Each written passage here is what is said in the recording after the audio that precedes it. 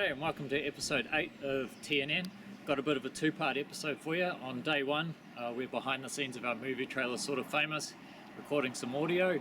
And day two, you'll have us back in the T.N.N studio talking about news and interviewing Cheshire Grimm.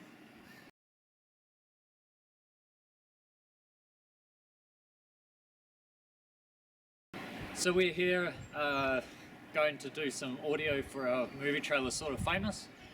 We've got a group of very talented people coming down here. We've got Jono and Robert, who are behind the scenes director and sound guy. Have you redone a bit of that? Redoing that one. Like most of it? Oh, okay, cool. Yeah. We've got local cultural icon Dr. Richard Swainson as our narrator. So, how did these dung beetles first meet? Lovable car enthusiast Anton. He's a friend of my loins. Bloodnut Doug. Cockpit! We've got, of course, Fro, co-presenter. So how long are we looking at, sweet cheeks? And, of course, me. Don't tap out! You're tapping out! No! No! Get up! Get up! Heroes, villain, a plot. They're there all right. And one other thing. Redemption. But you gotta have a plan. You can't go in half-cocked.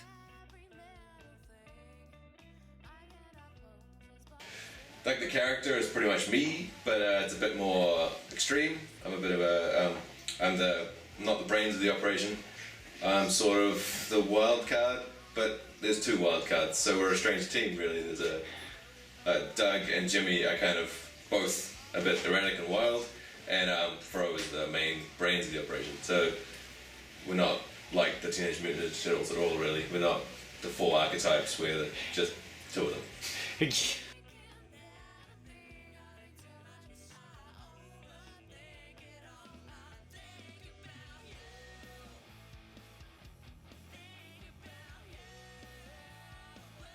So we're straight into it with some news stories, really, keeping up with the general tone of the show. And Fro, you've been on the wire. I have. I've been on the interwebs, and from hot off the press from Pennsylvania, a man found native. I'll tell you, say that again. Excuse me. A man found naked in a hog barn tells police, "I just like pigs." First of all, Pennsylvania has the internet. I'm pretty sure it does. The Amish internet. The Amish. Beware them internets. And so he's found naked in a hog barn. Naked in a pig barn full of pigs, and he just turns around and says to the police, "Hey, I just like pigs. We're just friends. We're just friends." I've taken that one out to dinner a couple of times, but nothing more. We Nothing had a less. drink, purely platonic. That's right, purely platonic porcines. Nice. Thanks. Alliteration even. You're getting the hang of this news shit. I am. All these fancy two-syllable words. I think it's. Well, they don't. It doesn't say anywhere that he was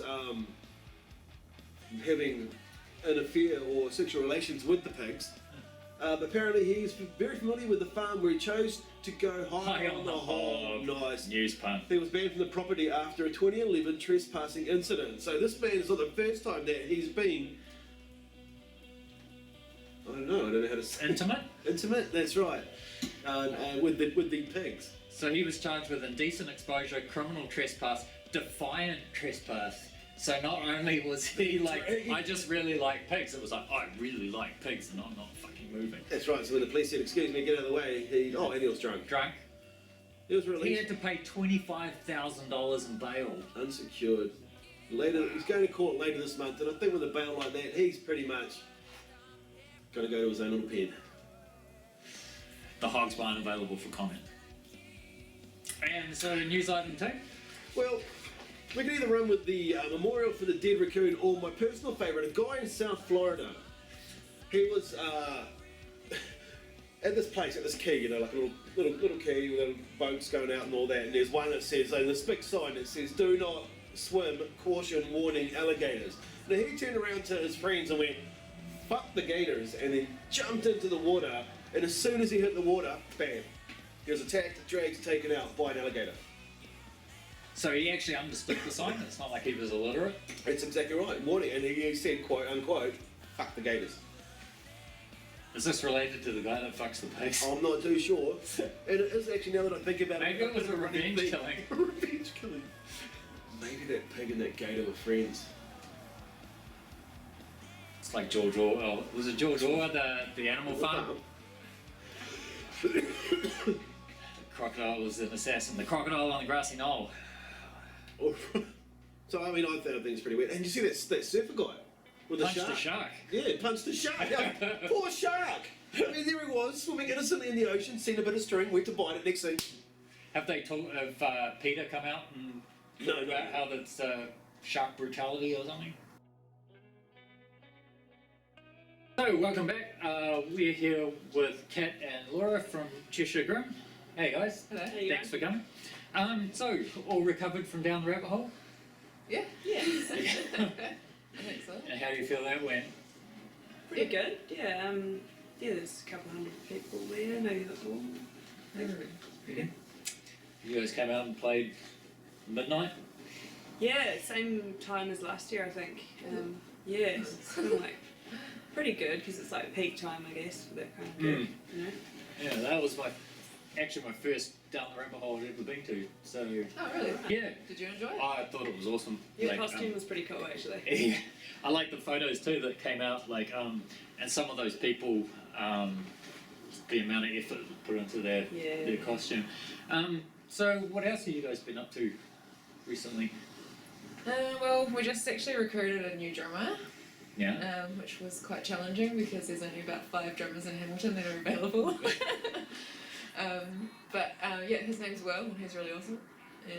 But he's originally a metal drummer, so he's quite heavy by nature and quite experimental. Yeah. But I think he adds like a really nice sort of new sort of mix to our sound, I guess. Yeah, it's good too because he's, you know, technically he's really capable. So he's always keen for pretty much anything, which is cool. Like, And so down the rabbit hole was that was your first gig. Yeah. Together, the three of you. yeah. EP, just over there, out at the moment. Yeah. Yeah, we released that in February, so it's been, 6 months I suppose. And yeah, we've had a really good response so far, I think.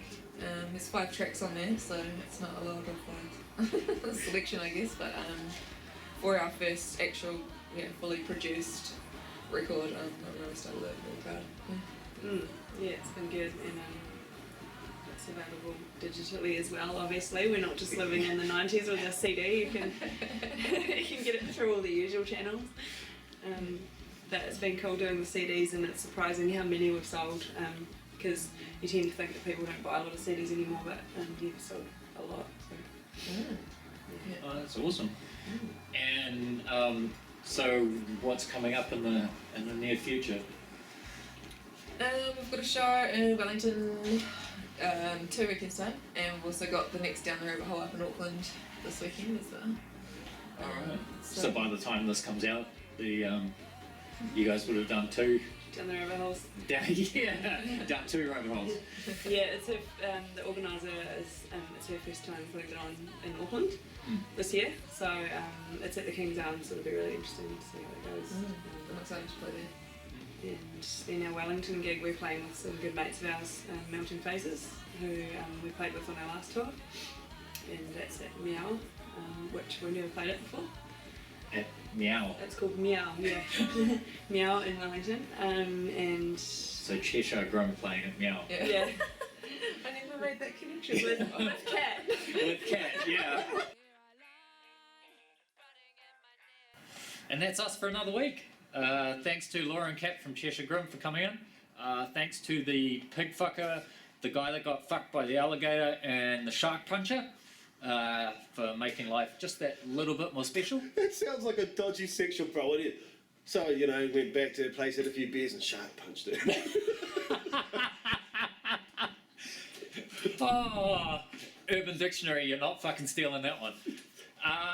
And thanks New Zealand On Air.